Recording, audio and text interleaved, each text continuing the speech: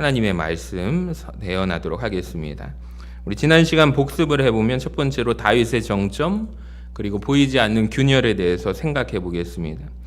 여러분, 우리가 다윗의 인생 가운데 가장 찬란한, 가장 빛나는 때, 정점의 그 시대를 우리가 함께 지나고 보고 있습니다. 사무엘하 7장에서 하나님께서는 다윗과 다윗 언약을 맺으셨죠. 역사상 가장 영광스러운 약속, 다윗 언약을 하나님께서 다윗과 맺으셨습니다. 대표적으로 너의 이름을 위대하게 만들어 주리라. 너의 몸에서 날 씨를 통하여 영원한 나라를 내가 세우리라. 하나님이 약속하셨습니다. 그리고 사무엘하 8장에 들어서게 되면 이 약속에 대한 하나님께서 언약의 성취를 이루어 가시는데 마치 아주 정교하게 톱니바퀴가 맞아 물려서 돌아가듯이 현실로 나타나게 됩니다. 실제로 다윗이 어디를 가든지 하나님께서 여호와께서 이기게 하십니다. 블레셋을 쳐서 항복시키고 모압을 굴복시키고 소바와 다메섹, 에돔까지 정복하게 됩니다. 7개의 왕국 한번 보여주시면 이 모든 나라 왕국이 다윗 앞에 무릎을 꿇게 됩니다. 이것은 단순히 일회적인 군사적인 승리가 아닙니다. 1000년 전에 하나님께서 누구하고 언약을 맺으셨다고요? 믿음의 조상 아브라함과 언약을 맺으신, 약속하신 그 약속의 땅 가나안 땅에 대한 그 언약의 성취가, 그 땅의 경계가 애굽 강에서부터 큰 강 유브라데까지가 다윗의 때 시대에 이르러 비로소 약속이 성취된 것입니다. 자, 그런데 성도 여러분, 우리가 지난 시간 설교 제가 마지막에 나누었던 영적인 원리가 하나 있죠. 그림을 보여주시면 리비히의 최소량의 법칙입니다. 이게 식물학자 리비히라는 이 독일의 학자인데요. 발견한 법칙이 그림에서처럼 나무통에 물을 채우게 될 때 이 통에 담겨질 물의 양을 결정짓는 것은 뭐냐면 가장 긴 나무판이 아니라 결국에 가장 짧은 나무판 하나가 이 통에 담기는 물의 양을 결정짓는다. 이것이 리비히의 최소량의 법칙입니다. 그러니까 아무리 다른 판들이 1m 혹은 2m 높이 솟아 있어도 단 하나의 나무판이 만약에 10cm라고 한다면 그 통에는 결국에 물이 몇 cm밖에 안 담기는 거예요. 10cm밖에 담기지 않는다는 것입니다. 이 나머지는 10cm 이상 물을 아무리 부어도 결국에 10cm 이상 넘치면 물이 다 흘러버린다는 거죠. 새나가 버립니다. 그러니까 다윗의 인생을 보시면 그는 신명기 17장에서 왕에게 하신 하나님의 명령 보여주시면 이 명령들을 아주 잘 지켰습니다. 병마를 많이 두지 말라라고 하실 때 실제로 전쟁터에서 승리한 전쟁터에서 가져온 이 전리품 말 1700마리 중에 1600마리의 말의 힘줄을 끊어버리고 100마리만 남기고 버려버립니다. 군사력을 의지하지 않고 내가 하나님만을 의지하겠다는 결단이 다윗의 고백이었죠. 은금을 많이 두지 말라, 쌓아두지 말라라고 하실 때 실제로 그는 전쟁에서 얻은 수많은 전리품을 자기 창고에 넣지 않고 여호와께 바치게 됩니다. 하지만 딱 한 가지 다윗이 지키지 못한 짧은 나무판이 있었어요. 그것은 두 번째 명령이죠. 무엇을 많이 두지 말라? 아내를 많이 두지 말라는 명령이었습니다. 다윗은 예루살렘에서 처첩들을 더 많이 두게 됩니다. 우리는 알고 있습니다. 훗날 다윗의 그 찬란한 복이 다 어디로 새어나갔는지 알고 있습니다. 그 인생의 나무통에서 물이 쏟아져 내리는 구멍이 어디입니까? 바로 다윗에게 있어서 여자 문제, 정욕의 문제였다는 것을 우리는 압니다. 오늘 우리가 살필 사무엘하 9장뿐만 아니라 10장까지 볼 텐데 바로 이 복의 정점에서 다윗이 흘려보낸 하나님의 마음, 즉 헤세드에 관한 이야기입니다. 다윗에게 똑같은 은총을 베풀었지만 그것을 받는 사람들의 선택에 따라서 그들의 운명은 극과 극으로 갈리게 됩니다. 첫 번째로 은총에 대한 추적을 한번 살펴보겠습니다. 9장 1절은 다윗의 아주 특별한 질문으로 문을 여는데요. 우리 같이 한번 말씀을 읽어봅시다. 1절 말씀 시작. 다윗이 이르되 사울의 집에 아직도 남은 사람이 있느냐? 내가 요나단으로 말미암아 그 사람에게 은총을 베풀리라 하니라. 아멘. 여러분, 이 질문은 이제 다윗이 배가 부르고 할 일이 없어서 이제 원수들이 다 사라져서 던졌던 질문이 아니라는 것입니다. 이것은 다윗의 영혼 깊은 곳에 그 내면에 자리 잡은 거룩한 기억에서 나온 질문입니다. 과거에 자기가 광야를 떠돌던 시대가 있었습니다. 그때 자기를 생명처럼 아꼈던 요나단이 있었죠. 그 요나단과 맺었던 진한 사랑의 언약을 다윗은 잊지를 않았습니다. 그래서 3절 말씀을 보여주시면 다윗은 그냥 은총이 아니라 하나님의 은총을 베풀고자 한다고 말합니다. 여러분, 하나님의 은총이 새벽재단에 제가 말씀드렸는데 세 글자로 따라해볼까요? 헤세드. 하나님의 은총이 헤세드입니다. 헤세드가 뭐냐면 자격 없는 자에게 베푸시는 조건 없는 하나님의 사랑입니다. 그러니까 원수의 가문을 향해서 베푸는 파격적인 다윗의 입장에서 보면은 호의입니다. 당시의 상식을 한번 보시면은 정권이 바뀌게 되면, 왕조가 바뀌게 되면 전에 있던 왕조의 씨앗들을 다 말리는 것이 당연한 일입니다. 그러니까 사울의 집안 사람이 살아있다라고 한다면 그 즉시로 가서 어떻게 해야 돼요? 그 사람들을 즉각적으로 처단하는 것이 당연한 상식이었습니다. 왜 그러냐면 이제 그 왕조를 남겨두게 된다면 장차 다윗의 왕조 집안에 큰 위협이 될 수 있는 상황이 되기 때문에 잠재적인 위험에 그 씨앗 싹도 잘라내는 것이 당연한 이치였습니다.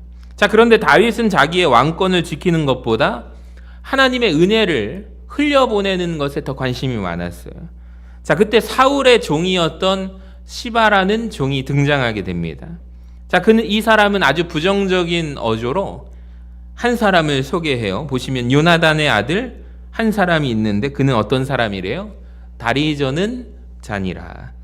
그러니까 시바는 그 사람의 이름에 소개를 하기보다 그 사람의 외모, 그 사람의 모습에 대해서 점을 찍고 설명을 하는 거예요. 언급하는 것이 그는 장애인입니다 라고 말하는 것입니다. 즉 이 말은 그 사람은 쓸모없는 자입니다. 왕의 식탁에 앉기에는 자기가 먼저 판단하건대 자격 없는 사람, 부적합한 존재라는 것이죠. 자, 그 사람의 이름은 무엇입니까? 우리가 잘 알죠? 요나단의 아들 무비보셋입니다. 여러분, 무비보셋이라는 이름의 뜻이 참 오묘해요.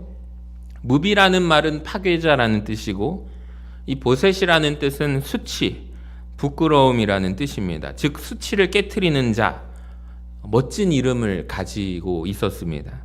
자, 그런데 그의 현실, 무비보셋의 현실은 이름과 달리 어땠습니까? 5살 때 할아버지와 아버지가 죽었다는 소식을 듣고 유모가 급히 도망치다가 떨어뜨리는 바람에 두 다리를 다 절게 된 사람입니다. 그러니까 이름은 수치를 깨트리는 자입니다. 근데 실제로 무비보셋의 삶은 수치 그 자체로 살아가고 있습니다. 자, 그는 지금 어디에 살고 있습니까? 4절을 보여주시면 로드발이라는 지역에 살고 있습니다. 이 로드발이라는 지역의 지명의 뜻을 기억하시면 로드발 할 때 로는 부정적인 부정어거든요. 무엇이 없다라는 뜻이고 드발은 초원이 없다, 목초지가 없다, 혹은 말씀이 없다라는 뜻입니다. 즉 풀 한 폭이 나지 않는 거친 광야, 로드발이고요. 하나님의 말씀이 들리지 않는 절망의 자리가 로드발입니다. 몰락한 왕가의 후손으로 두 자리를 저는 무비보셋이 거한 땅, 소망 없는 땅, 로드발에 숨어 죽은 듯이 지내던 사람이 바로 요나단의 아들 사울의 손자 무비보셋이었다는 거죠. 저는 이 무비보셋을 생각해 보면서 우리도 역시 이와 같은 모습 아닙니까? 우리가 내가 은혜를 경험하기 전에 예수 믿고 하나님의 자녀가 되기 전의 삶을 본다면 은혜를 경험하기 전에 우리의 모습이 이와 같은 모습 아닙니까? 영적으로 파산하여 죄의 저주 속에 비틀거리는 모습, 생명이 꼴이 없는 세상의 로드발에서 숨어 지내던 우리를 왕이신 하나님께서 먼저 찾아내신 것입니다. 아직 남은 자가 있느냐? 그에게 내가 은총을 베풀리라. 여러분, 복음은 무엇입니까? 우리가 하나님을 찾아가는 고행이 아니라 자격 없는 우리에게 왕 되신 하나님께서 우리의 로드발까지, 말씀이 들리지 않는 그 황무지 같은 땅에 우리에게 사람을 보내시는 추적하는 사랑이 바로 하나님의 사랑이라는 거예요.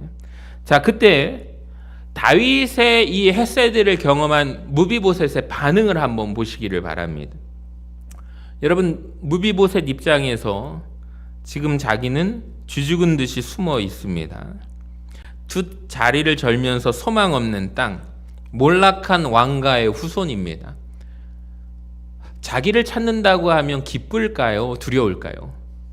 숨고 싶을 것입니다. 사시나무 떨 것입니다. 드디어 때가 됐구나. 내가 죽을 때가 됐구나. 왕이 보낸 수레를 보면서 무비보셋은 무슨 생각을 할까요? 오늘이 바로 그날이구나. 준비가 되지 않았는데 어떻게 하지? 사시나무 떨듯 왕궁으로 향했을 것입니다. 6절을 보세요. 무비보셋이 다윗 앞에 나와 엎드려 절합니다. 고개를 들 수도 없죠. 죄인처럼 도살장에 끌려온 양처럼 엎드려져 있습니다. 자, 이런 무비보셋에게 다윗이 하는 말은, 가장 먼저 건넨 말은 정죄의 말이 아닙니다. 따라합시다. 무서워 말라. 무서워하지 말라는 위로였습니다. 자, 그리고 다윗이 무비보셋이 평생 꿈을 꾸지 못했던 두 가지의 복을 선언하게 되는데, 첫 번째는 내가 너의 경제적인 회복을 시켜주겠다. 할아버지 사울이 가지고 있었던 모든 땅을 무비보셋 너에게 돌려주겠다라는 약속입니다. 두 번째로, 이런 신분으로 살아가고 있는 무비보셋에게 너의 신분을 회복시켜주겠다. 너는 항상 나와 왕자들의 상에서 공주들과 함께 떡을 먹을지니라. 여러분, 이때 무비보셋의 반응이 우리 신앙의 핵심을 찌르게 됩니다. 우리 8절을 다 함께 한 목소리로 읽어봐요. 시작. 그가 절하여 이르되 이 종이 무엇이기에 왕께서 죽은 개 같은 나를 돌아보시나이까 하니라. 아멘. 여러분, 이것이 은혜 입은 자의 진짜 태도라는 것을 아십니까? 그것은 바로 황송함입니다.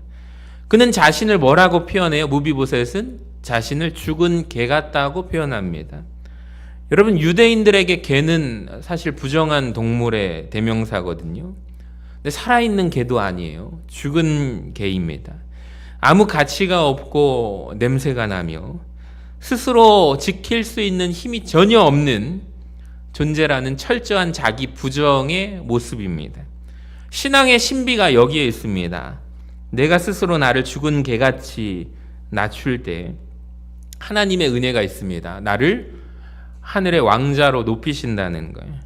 무비보셋이 자기를 낮추게 되자 어떤 일이 벌어지게 될까요? 11절을 보니까 무비보셋은 왕자 중에 하나처럼 어디에서 먹어요? 왕의 상에서 먹으니라. 자, 13절에 보시면 그가 어디에 살아요? 예루살렘에 삽니다. 항상 왕의 상에서 식사를 했다라고 되어 있습니다. 여러분, 아까 전에 거주했던 거주지는 어디죠? 로드발에서 이제는 어디로 이사를 옵니까? 예루살렘으로 이사를 옵니다. 신분이 바뀌었습니다. 원수의 자손이었는데 이제는 왕의 아들로 바뀌게 되었습니다. 인생의 수준이 숨어 살던, 하루하루 버텨내던 생존에서 영광스러운 자리로 바뀌게 된 것입니다. 할렐루야. 이 부분을 찰스 스윈돌이라는 아주 유명하신 목사님이 그분이 쓰신 책에서 이 부분을 이렇게 묘사를 했어요. 너무 감동이 되어서 제가 어떠한 각색을 하지 않고 그대로 읽어드리겠습니다. 들어보세요. 왕궁에 저녁 만찬 종이 울린다. 똑똑하고 영리한 암논이 식탁의 자리에 앉게 된다. 그 뒤를 이어서 아름다운 다말이 식탁에 앉게 된다. 그리고 그 후에 지혜로운 솔로몬과 잘생기고 흠이 없는 압살롬이 자리를 잡고 앉는다. 다들 완벽해 보이는 자리다. 자, 그런데 잠시 후에 저 멀리 복도에서 소리가 들린다. 철커덕 철커덕 목발 소리가 들린다. 발을 질질 끌고 오는 소리가 들린다. 문을 열고 무비보셋이 어색하게 들어와서 그 식탁 의자에 앉는다. 그때 왕의 식탁에 길게 늘어진 하얀 식탁보가 무비보셋의 보기 흉한 절름발이 다리를 싹 가려버린다. 여러분, 이것이 복음인 줄로 믿습니다. 우리의 수치와 우리의 연약함, 우리의 남루한 죄악들을 예수 그리스도의 보혈이라는 거룩한 식탁보가 우리를 허물을 가리는 것입니다. 덮어주는 것입니다. 무비보셋은 그 식탁에서 식사를 하면서 어떤 생각을 할까요? 자기의 두 다리가 전다는 것을 아마 잊어버렸을 것입니다. 그저 왕이 주는 하사하는 최고의 음식을 받아 먹으며 왕의 아들로서 공주들과 함께 대우받는 기쁨을 그 식탁의 자리에서 함께 누렸을 것입니다. 여러분, 은혜는 받는 자가 누리는 것입니다. 무비보셋은 이 황송한 은총을 감사함으로 받아들이고 그의 남은 생애는 저주에서 축복으로 변화되는 역사를 누리게 됩니다. 자, 그런데 그 다음에 또 한 사람이 무비보셋과 다른 반응을 보이게 되죠. 한운이라는 사람의 반응입니다. 이야기가 여기서 멈추지 않고 성경은 사무엘하 10장으로 곧바로 넘어가면서 우리에게 이 무비보셋과 대조를 이루는 한운이라는 사람을 충격적으로 대비해서 보여주게 됩니다.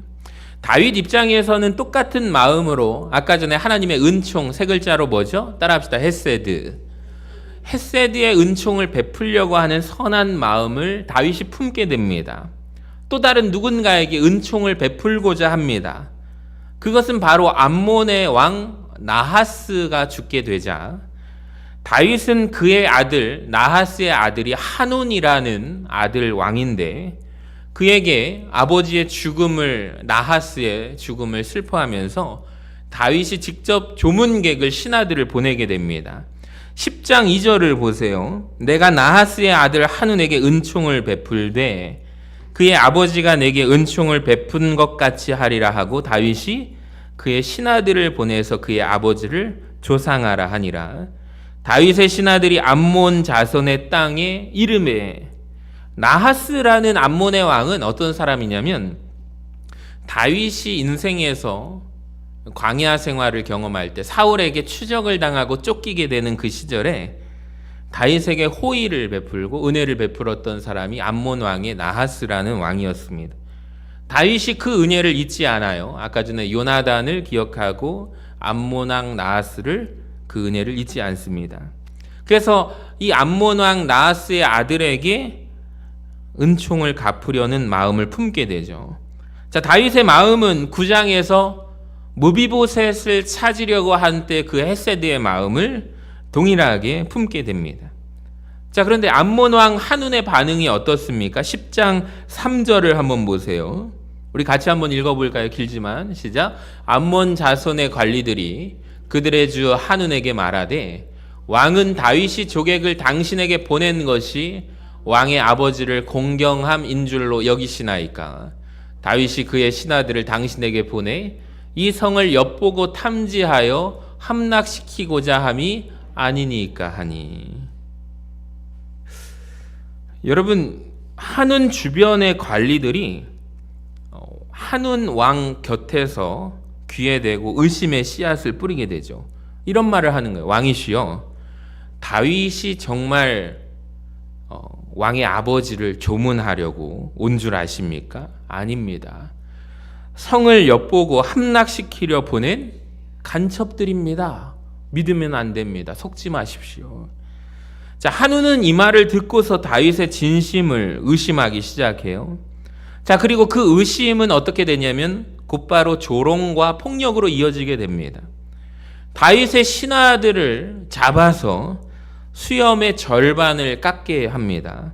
그리고 의복을 볼기까지 잘라버려서 돌아가는 그들에게 치욕을 선물해 줍니다. 여러분, 당시 이 유대인들에게 수염은 어떤 것이냐면 명예의 상징이에요.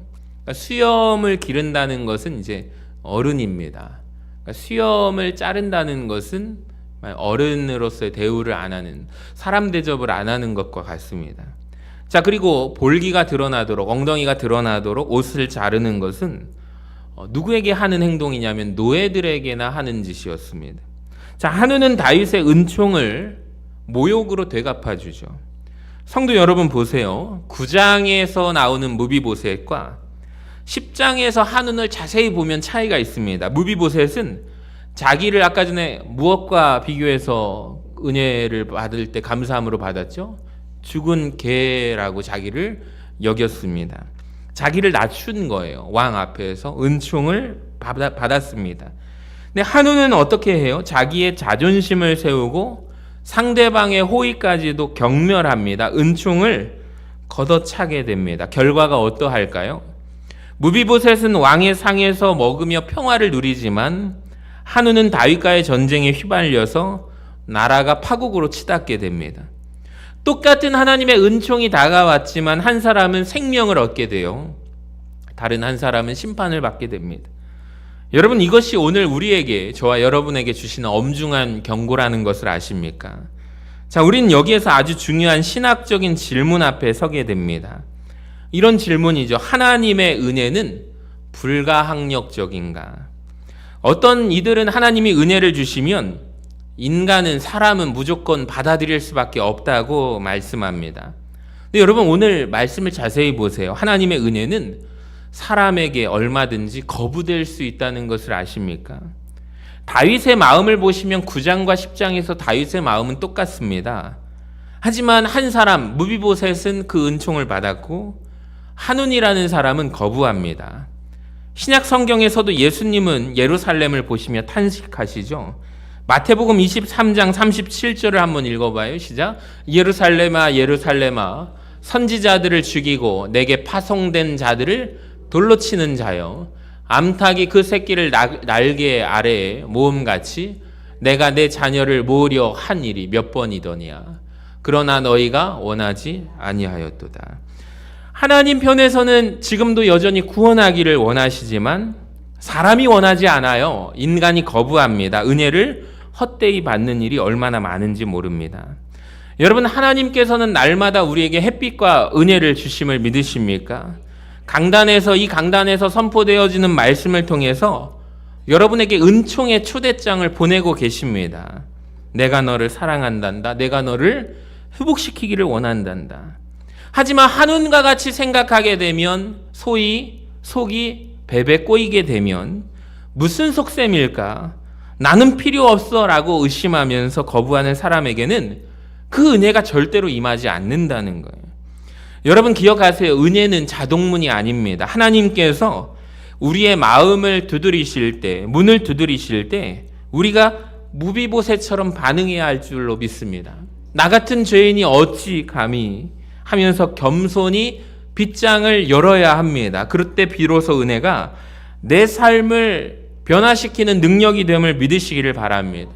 여러분, 바라기는 은혜를 헛되이 받지 마시기 바랍니다. 그러니까 믿지 않고 거부하면 그 자체가 정죄가 되는 거예요. 여러분, 오늘 이 밤에 저와 여러분의 마음 자세가 낮아지는 마음, 무비보셋과 같은 마음이 되어서 항상 그 은혜를 충만하게 공급받으시기를 주님의 이름으로 간절히 축원합니다. 자, 6번째, 주변의 목소리와 우리의 사명을 한번 생각해 보게요. 자, 한운이라는 사람, 암몬 왕 나하스의 아들 하문은 왜 한운은 비참한 선택을 했을까요? 10장 3절을 다시 보시면 한운 곁에 어떤 사람들이 있어요? 정확하게 전달해주는 자기의 오른팔 왼팔들이 없었다는 거예요. 뭐라고 말해요? 비판적인 신하들이 있었어요. 부정적인 사람들이 곁에 있어요. 다윗 저거 나쁜 놈입니다. 다윗이 지금 조문하러 왔는데 다시 저거 쇼하는 겁니다. 만약에 한운 곁에서 이런 말을 해주는 사람, 신하가 있었다면 어땠을까요? 단 한 사람이라도 한운 곁에서 암몬 왕이시여, 다윗은 참 신실한 사람인 것 같습니다. 그는 얼마 전에 이런 행동을 했습니다. 자기의 원수의 자식이었던 사울 왕의 손자 요나단의 아들, 절름발이 무비보셋이라는 사람, 숨어 지낸 그 사람을 구원해 준 사람입니다. 챙겨준 사람입니다. 다윗의 그 마음은 진심입니다. 그가 베푸는 은총은 진심입니다. 왕도 잘 선택해 판단하시기를 바랍니다. 이 말을 해주는 우호적인 증인 한 사람만 있었어도 이 암몬 왕 한우는 망하지 않았을 거예요. 여러분, 오늘날 이 말씀이 우리에게 주는 도전이 얼마나 큽니까?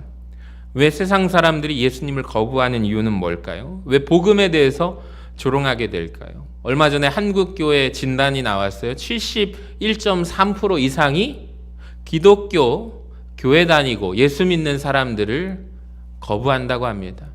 거부하는 것뿐만 아니라 이 나라를 암적인 존재로 이끌어가는 사람들을 부정적인 인식으로 생각한다고 해요. 어쩌면 그들 주변에 하나님에 대해서, 교회에 대해서 나쁜 말만 하는 사람들로 가득해 있지는 않을까요? 대표적으로 오늘날에 조롱받는 내용들이 교회 다니는 사람들은 다 이기적이야. 예수 믿는 사람들은 다 똑같아.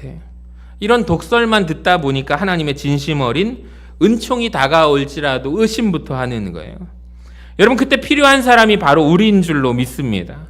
적대적인 세상 속에서 그 한복판에서 하나님의 은총을 의심하는 수많은 한운들 곁에서 아니야, 하나님은 정말 사랑이 많으신 분이야. 우리 전주서신교회는 정말 따뜻한 교회야. 할렐루야. 내가 만난 예수님은 내 삶을 이렇게 아름답게 바꾸어 놓으셨어. 말해주는 한 사람이 되어야 합니다. 여러분의 긍정적인 말 한마디, 목회자를 신뢰하는 태도 하나, 성도들을 격려하는 그 모습이 죽어가는 한운을 무비보셋으로 바꿔놓을 수 있습니다. 저는 우리 전주서신교회가 오늘 말씀을 준비하면서 이 시대 가운데 한운들이 있다면 하나님의 진심을 전하는 우호적인 증인들의 공동체가 되시기를 주님의 이름으로 간절히 축원합니다. 여러분, 말씀을 정리하겠습니다. 여러분, 오늘 우리는 두 인생을 보았습니다. 한 사람은 부끄러움의 파괴자라는 이름대로 수치를 씻고 왕의 아들이 되었고, 한 사람은 왕인데 다윗의 베푸는 은총을 의심하다가 결국에 자기 나라와 명예를 잃어버립니다. 무비보셋의 이야기는 바로 우리 이야기입니다. 우리는 첫사람 아담의 원죄 범죄로 인해서, 떨어짐으로 인해서 영적인 불구자가 된 존재들이 바로 우리입니다. 죄악의 로드발에 숨어 죽기만을 기다렸던 자들입니다. 그런데 왕이신 하나님께서 우리를 부르십니다. 왜 부르셨을까요? 저와 여러분이 예뻐서 부르셨습니까? 아니요. 성경은 분명히 말합니다. 오늘 말씀에도 요나단으로 말미암아 다윗이 은총을 베푼 거예요. 다윗이 이 무비보셋을 챙겼던 유일한 근거는 무비보셋의 공로가 아닙니다. 요나단과의 과거의 약속 때문이에요. 우리 역시 마찬가지. 우리가 하나님 앞에 오늘날 서게 될 수 있는 근거는 우리의 의로움이 아니라 우리를 위해서 십자가에서 모든 물과 피를 쏟으신 예수 그리스도의 피의 공로입니다. 하나님은 예수 그리스도 때문에 우리를 보실 때 죽은 개 같은 존재라고 하지 않으시고 내 상에서 함께 먹을 내 아들, 내 딸이라고 불러주시는 거예요. 예수님께서 십자가에 이미 다 이루셨기 때문임을 믿습니다. 정죄의 자리에서 우리를 용납해 주시는 자리로, 로드발의 절망의 자리에서 예루살렘의 영광으로 이끌어 주시고, 죽음의 공포에서 생명의 축제로 우리를 이끌어 주십니다. 여러분, 이 모든 것이 예수 그리스도로 말미암아 이루어졌음을 믿으시기를 바랍니다. 이제 우리가 할 일은 단 하나죠. 무비보셋처럼 그 은혜 앞에 엎드리는 거예요. 우리 이 고백을 하기를 원합니다. 같이 읽어봐요. 시작. 주님, 저는 자격이 없지만 주님의 은혜가 너무 황송하여 그 식탁에 앉겠습니다. 여러분, 오늘 이 수요일 밤에 기도하실 때 이 은혜의 감격이 회복되는 역사가 임하기를 원합니다. 한운처럼 내 생각, 내 고집으로 하나님의 은혜를 의심하지 마시고, 내 지금 상황이, 내 처지가 로드발과 같이 황무지에 있을지라도 왕이 나를 부르신다면 그것으로 충분합니다. 우리 바라기는 전주 서신교회 모든 성도들이 무비보셋처럼 하나님의 헤세드 안에서 참된 안식을 누리고 나아가 세상의 한운들에게 그 사랑을 증거하는 복된 인생 되시기를 주님의 이름으로 간절히 축원합니다.